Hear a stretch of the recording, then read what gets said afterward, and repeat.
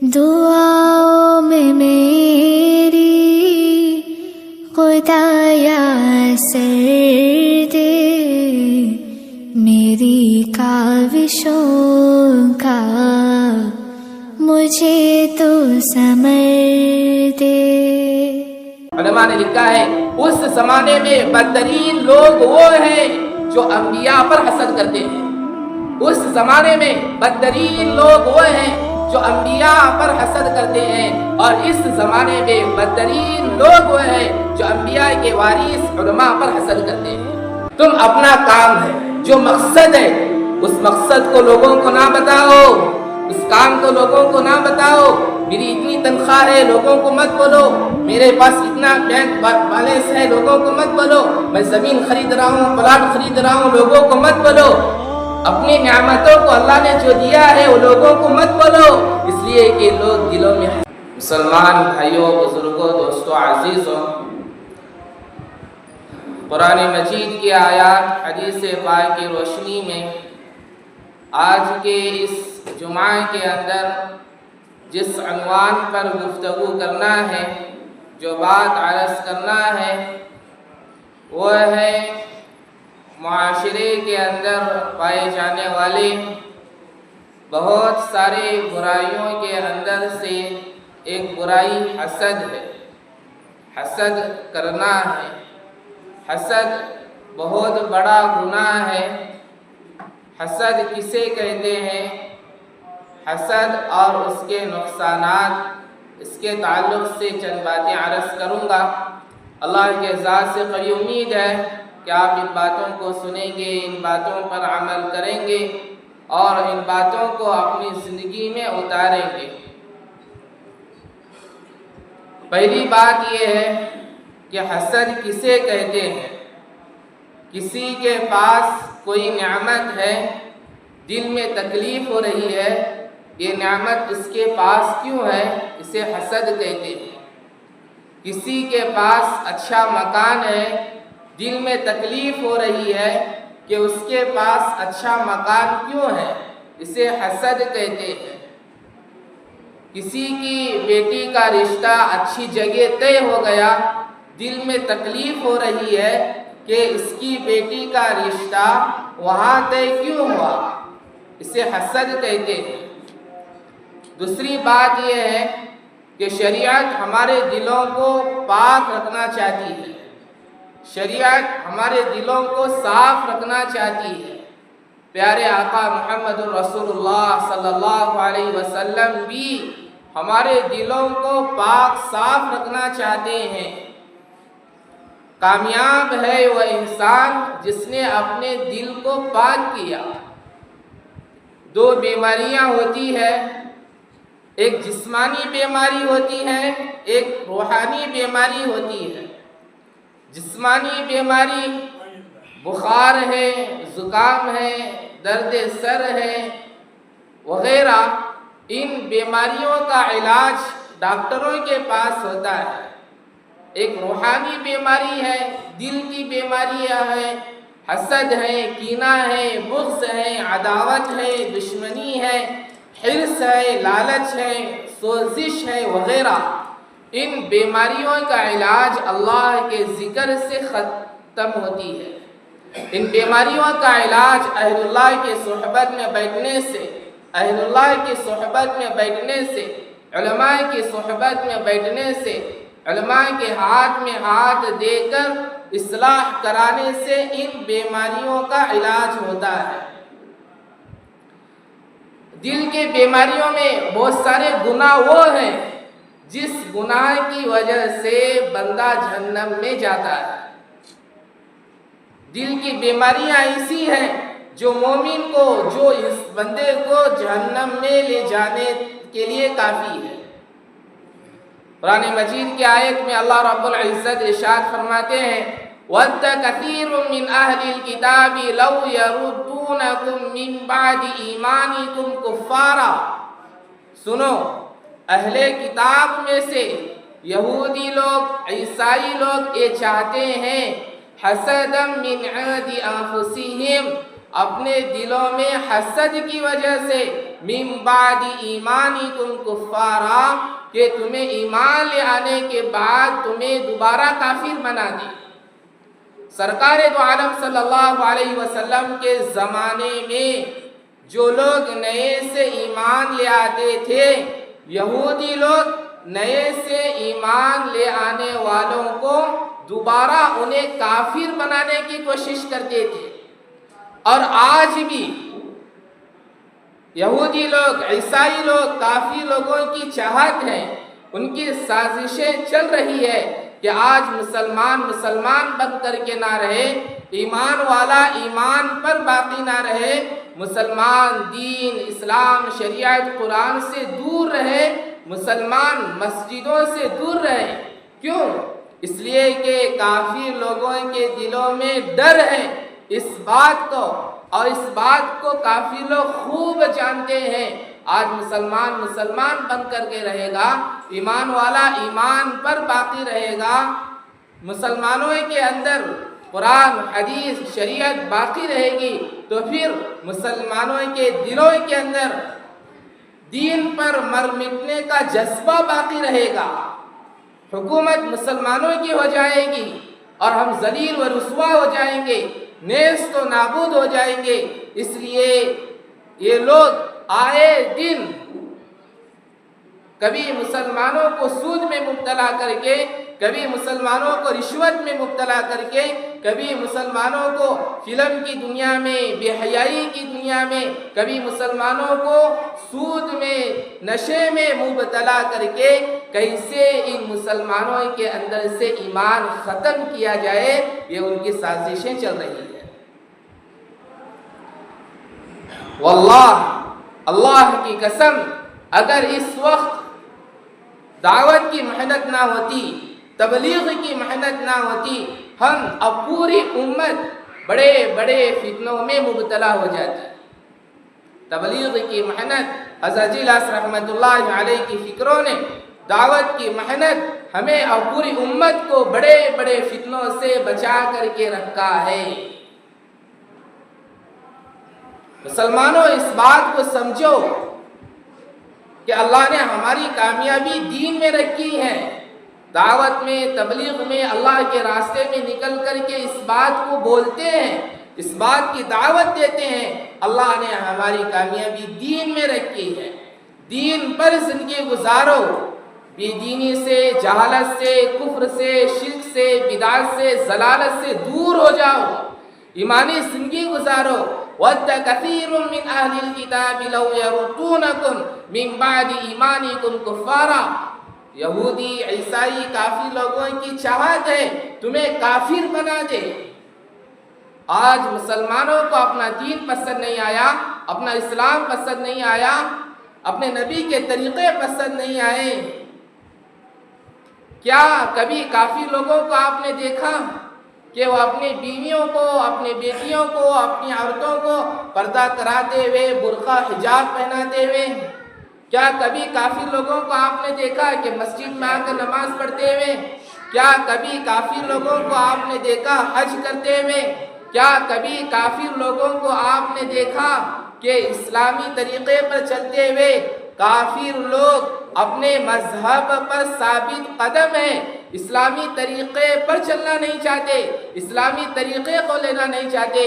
مسلمانوں، بڑے درد سے کہنا پڑتا ہے، افسوس سے کہنا پڑتا ہے، مسلمانوں، اللہ نے دین دیا ہے، اسلام دیا ہے، اتنا اچھا اسلام دیا ہے، شریعت دیا ہے، قرآن دیا ہے، ان سب کو چھوڑ کر کے، اپنے دین اسلام کو چھوڑ کر کے کیوں کافروں کے تلوے چاٹنے لگے ہو؟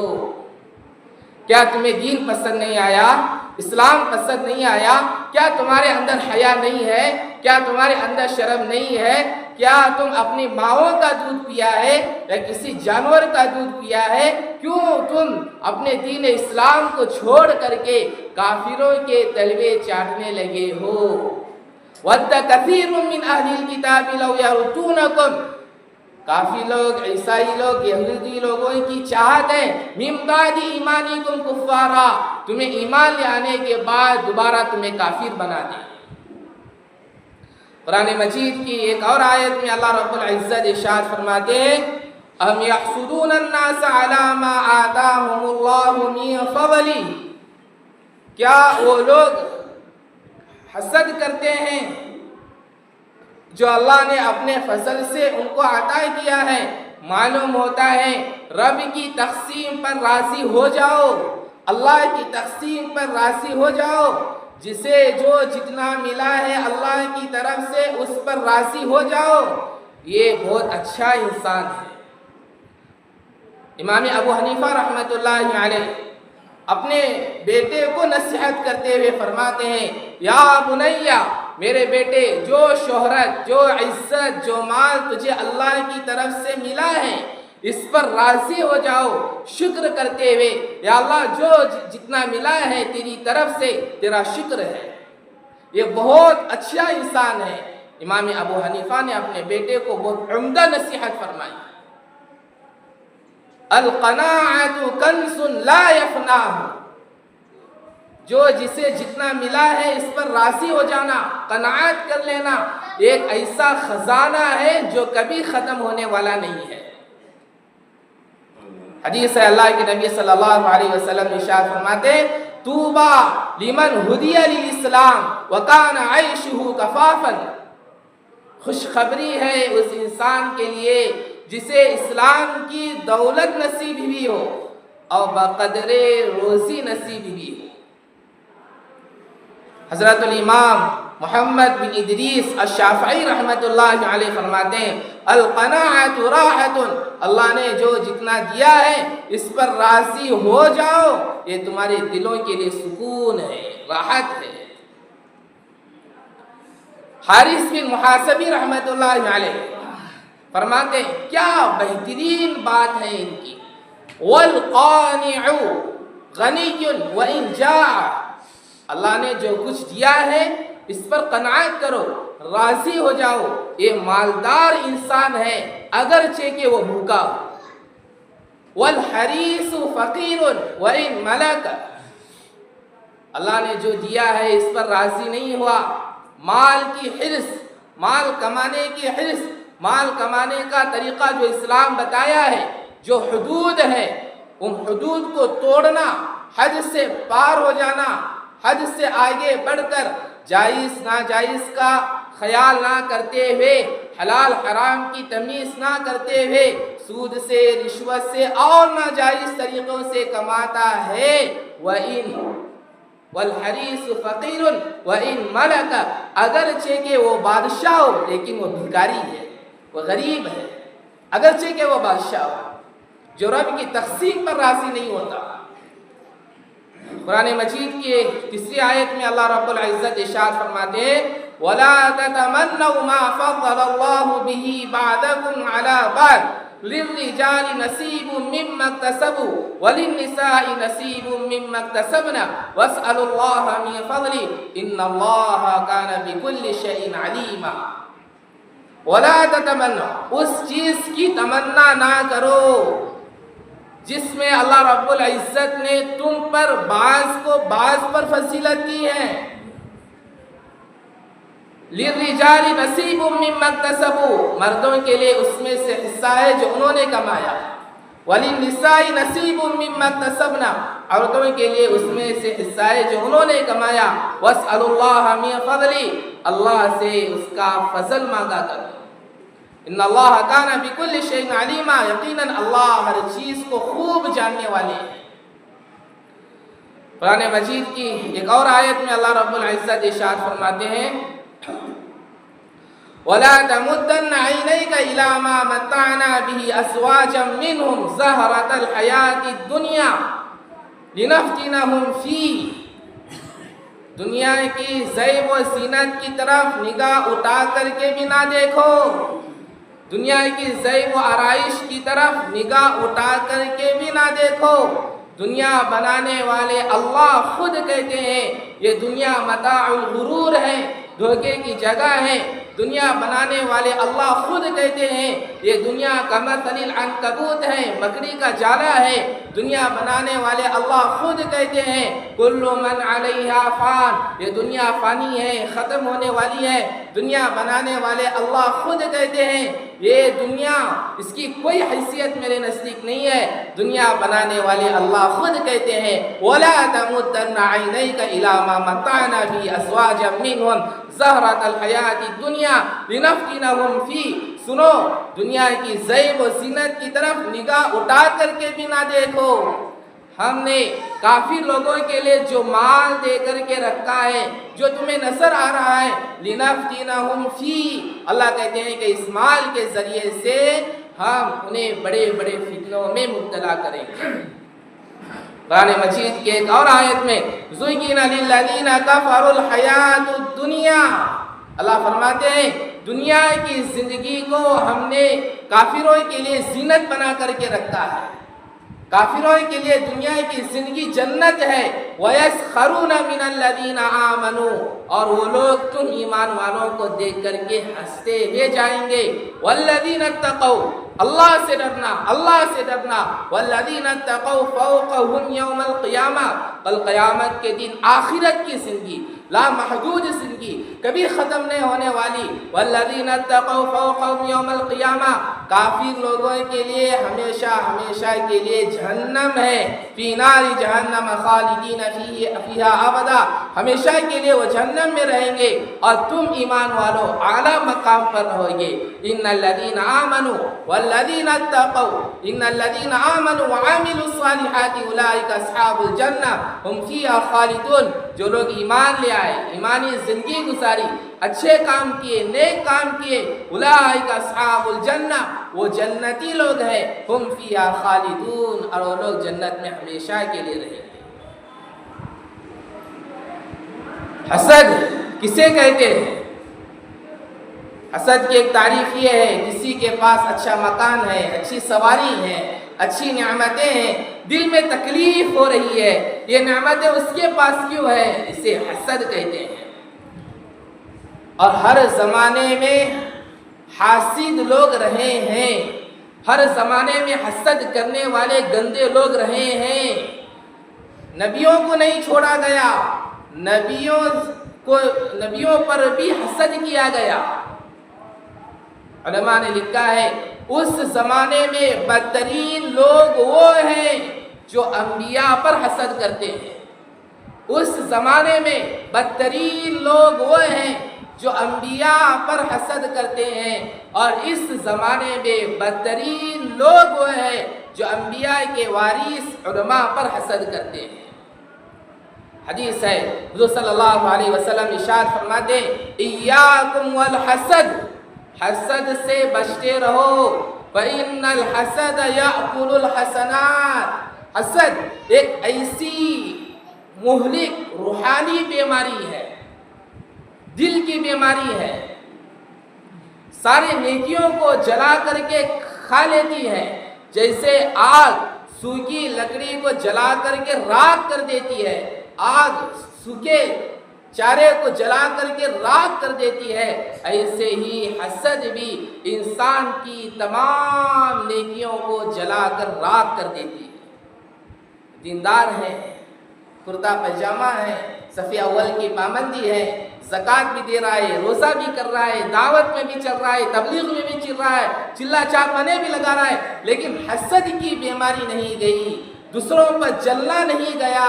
جتنا نیکیاں کما رہا ہے یہ حسد کا گناہ یہ حسد کی بیماری ان تمام نیکیوں کو جلا کر کے کھا رہی ہے. حسد بہت بڑی بیماری ہے. مال ہے تو مال کی حفاظت کرنا آ گیا. کہاں رکھنا کہاں نہیں رکھنا بینک میں رکھنا کس کے پاس رکھنا مال ہے تو مال کی حفاظت کرنا آ گیا. نیکیاں کما کر کے نیکیوں کی حفاظت کرنا تمہارے اندر نہیں آیا. نیکیاں کر کے نیکیوں کی حفاظت کرنا نہیں آیا. نماز پڑھ کر کے جا رہے ہیں گشت کر کے جا رہے ہیں ملاقاتیں کر کے جا رہے ہیں باہر جا کر غیبت چغلی وغیرہ یہ پورے گناہ ایسے ہیں جو تمہارے نیک اعمال کے ثواب کو غارت کر ڈالے گا.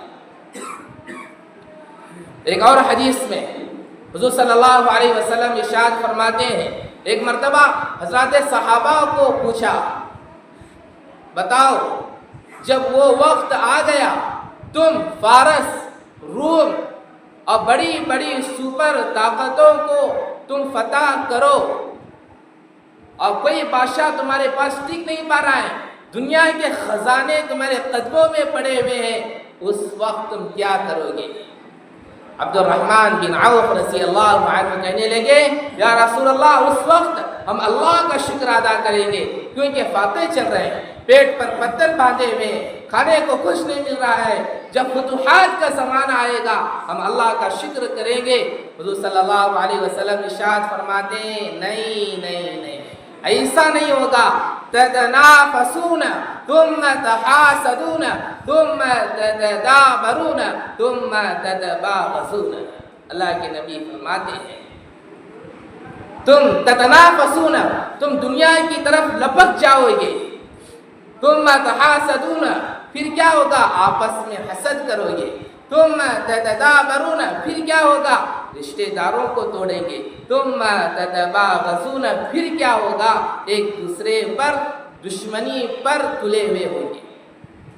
یہ چار باتیں اللہ کے نبی نے فرمائی، یہ چار باتیں ہماری زندگی میں ہو رہی ہیں نہیں ہو رہی ہیں؟ یہ چار باتیں، چند دولت آ گئی، دولت آ گئی، فراوانی آ گئی، اب انسان دنیا کے پیچھے لپک رہا ہے۔ اللہ کے نبی نے فرمایا تتنافسون، اب دنیا کے پیچھے لپک جائے گا۔ اب یہ انسان چند دولت آ گئی، فراوانی آ گئی، اب جو ہے یہ انسان دنیا کے پیچھے لپک رہا ہے۔ ایک بات معلوم ہو گئی۔ دوسری بات ثم تتحاسدون، پھر آپس میں حسد کر رہا ہے، ایک دوسرے کی چیزوں کو دیکھا نہیں جا رہا، ایک دوسرے کی نعمتوں کو دیکھا نہیں جا رہا، دل تکلیف کر رہا ہے، یہ نعمت اسے کیوں ملی؟ یہ بات بھی ہو گئی۔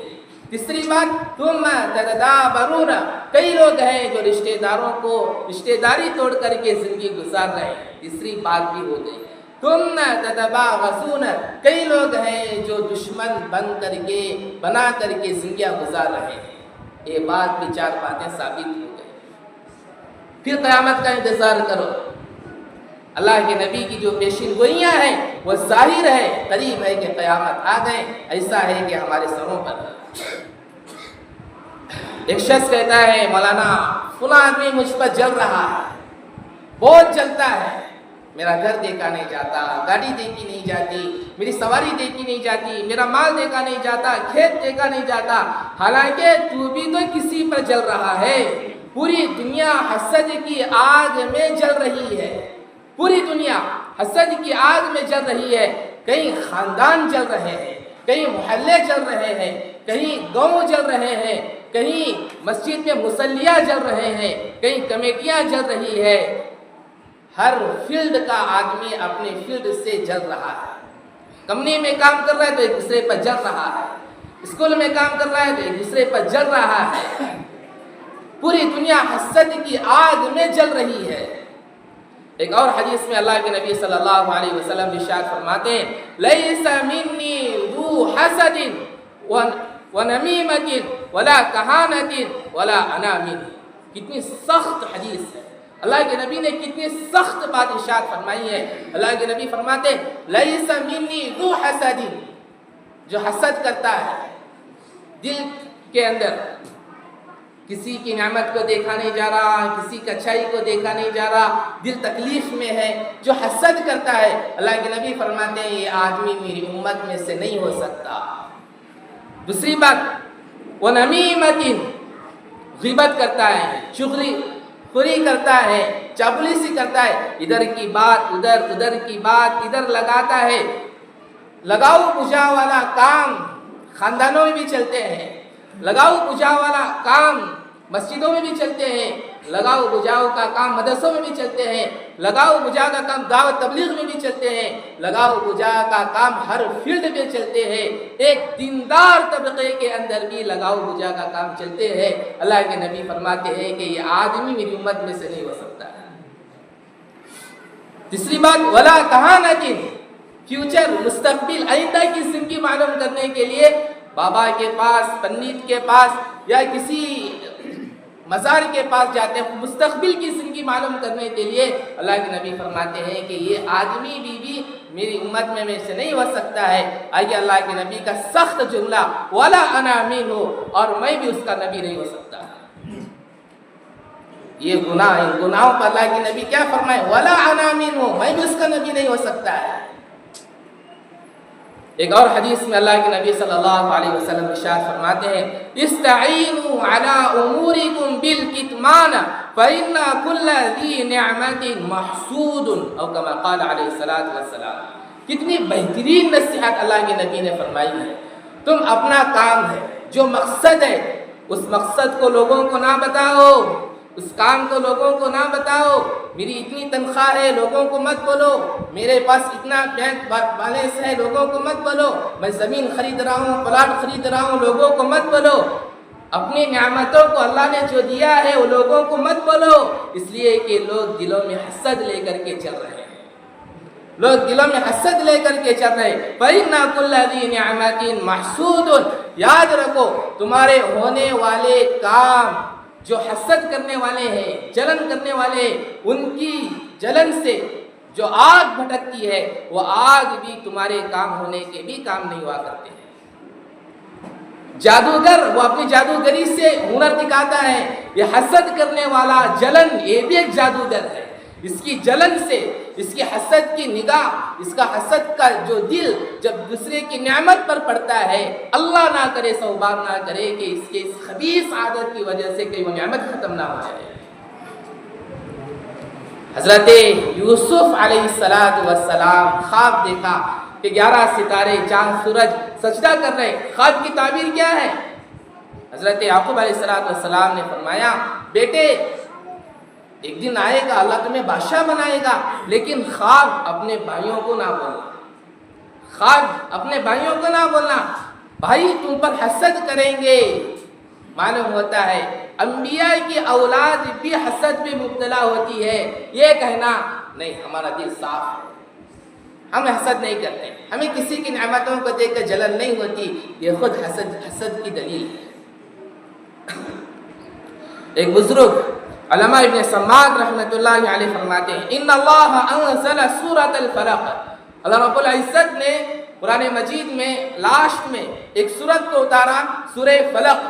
اور اس سورہ فلق کے اندر اللہ رب العزت نے بہت سارے گناہوں سے، برائیوں سے بچنے کی دعائیں ہمیں سکھائی ہیں. قل اعوذ برب الفلق من شر ما خلق ومن شر غاسق اذا وقب ومن شر النفاثات في العقد ومن شر حاسد اذا حسد. بہت ساری چیزوں سے پناہ مانگتے ہوئے اللہ سورت کو ختم کر رہے ہیں ومن شر حاسد اذا حسد. حاسد کے حسد سے بچ کر کے رہو. حاسد کے سے پناہ مانگی گئی، حسد سے پناہ مانگی گئی. تمام برائیوں کی انتہا وہ حسد ہے. حسد کے سلسلے میں علماء فرماتے ہیں حسد کسے کہتے ہیں؟ سنو، حسد کسے کہتے ہیں؟ کسی کے پاس اچھا مکان ہے، دل میں تکلیف ہو رہی ہے یہ مکان اس کے پاس کیوں ہے، اسے حسد کہتے ہیں. کسی کے پاس اچھی سواری ہے، دل میں تکلیف ہو رہی ہے یہ سواری اس کے پاس کیوں، اسے حسد کہتے ہیں. کسی کے بیٹی کا رشتہ اچھی جگہ طے ہو گیا، دل تکلیف ہو رہی ہے کہ اس کی بیٹی کا رشتہ اچھی جگہ طے کیوں ہوا، اسے حسد کہتے ہیں. کسی کا بیٹا ڈاکٹر بن رہا ہے، دل میں تکلیف ہو رہی ہے کہ اس کا بیٹا ڈاکٹر کیوں بن رہا ہے، اسے حسد کہتے ہیں. کسی کے بیٹے کو نوکری مل گئی، دل میں تکلیف ہو رہی ہے کہ اس کے بیٹے کو نوکری کیوں مل رہی ہے، اسے حسد کہتے ہیں. اور ان نعمتوں پر خوش ہو جانا اسے حسد نہیں کہتے. الحمدللہ ہمارے مسلمان بھائی کے پاس اچھا مکان ہے، ہمارے مسلمان بھائی کے پاس اچھی سواری ہے، اس کا بیٹا ڈاکٹر ہے، اس کے بیٹے کا اچھی جگہ رشتہ ہوگا، اس پر خوش ہو جانا اسے حسد نہیں کہتے. لوگوں کے اندر بیماریاں ہیں، مجھے ملے یا نہ ملے لیکن اسے بھی نہ ملے، مجھے ملے یا نہ ملے اسے کوئی پرواہ نہیں ہے لیکن سامنے والے کو بھی نہ ملے. دل کی بیماریاں اسے بولتے ہیں. جو اہل اللہ کی صحبت میں، اللہ کے ذکر سے، علماء کی صحبت میں اور علماء کے مجلس میں بیٹھ کر کے اصلاح کرانے سے دل کی بیماریاں ختم ہوتی ہے. حسد کے 4 درجے علماء بیان فرماتے ہیں. حسد کا پہلا درجہ ہے کسی کے پاس نعمت ہے، دل میں تکلیف ہو رہی ہے، یہ نعمت اس کے پاس کیوں ہے؟ جب دل میں تکلیف ہوتی ہے خیال آتا ہے وہ نعمت اس کے پاس سے کیسے ختم ہو جائے۔ مثال کے طور پر کسی کے پاس اچھی سواری ہے، دل میں تکلیف ہو رہی ہے، یہ سواری اس کے پاس کیوں ہے؟ خیال پہلا آتا ہے یہ سواری اس کے پاس نہ رہے، کیسے بھی ہو کر کے ختم ہو جائے، ایکسیڈنٹ ہو جائے، حالات آ جائے، مصیبت ہو جائے، کیسے بھی ہو کر کے ختم ہو جائے، یہ پہلا خیال آتا نہیں آتا ہے۔ اسے حسد کہتے ہیں۔ مجھے ملے یا نہ ملے کوئی پرواہ نہیں ہے، لیکن اس سامنے والے کو بھی نہیں ملنا۔ اور مسلمانوں کے مال کے نقصان ہونے پر خوش ہونا گناہ ہے، گناہ کبیرہ ہے، بہت بڑا گناہ ہے۔ حسد کی دوسرا درجہ، کسی کے پاس کوئی نعمت ہے اس سے چھین لینا۔ حسد کے پہلے درجے کے اندر مجھے ملے یا نہ ملے اس سے کوئی پرواہ نہیں ہے، سامنے والے کو بھی نہ ملنا۔ حسد کا دوسرا درجہ مجھے ملے سامنے والے کو نہ ملے، اس نعمت کو چھین لینا۔ حسد کا تیسرا درجہ یہ ہے کسی کے پاس کوئی نعمت ہے اسے بھی ملے مجھے بھی ملے، کسی کے پاس کوئی نعمت ہے اسے بھی ملے مجھے بھی ملے، یہ اچھی چیز ہے، یہ حسد نہیں کہتے، یہ رش کہتے ہیں۔ یا اللہ اس کے پاس سواری ہے، اللہ مجھے بھی عطا فرما۔ کسی کے پاس کوئی نعمت ہے خوش ہو جاؤ، اللہ اسے سلامت رکھ، خوش رکھ، اللہ مجھے بھی عطا فرما۔ حسد کا ایک چوتھا درجہ ہے انسان، امام غزالی رحمۃ اللہ علیہ فرماتے ہیں انسان تمنا کرتا ہے فلاں نعمت مجھے ملنا چاہیے، نہیں ملی، کسی کو بھی نہیں ملنا۔ فلاں نعمت مجھے ملنا چاہیے، مجھے دولت میں نہیں ملی لیکن کسی کو بھی نہیں ملنا۔ ان الذین ودوا لو تکفرون کما کفروا فتکونون سواء۔ کیا استدلال ہے ہمارے علماء دیوبند، کیسے قرآن کی آیات سے ہمیں سمجھاتے ہیں۔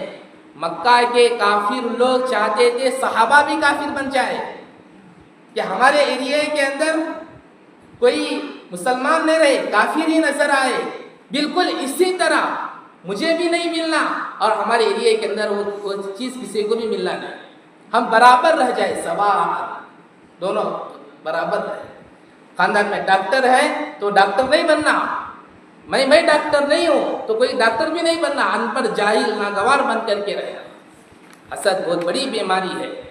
حضرت عمر رضی اللہ عنہ فرماتے ہیں کسی کے پاس کوئی نعمت ہو اس نعمت پر حسد کرنے والا کوئی نہ کوئی ہوگا، کسی کے پاس کوئی نعمت ہو اس نعمت پر جلنے والا کوئی نہ کوئی ہوگا۔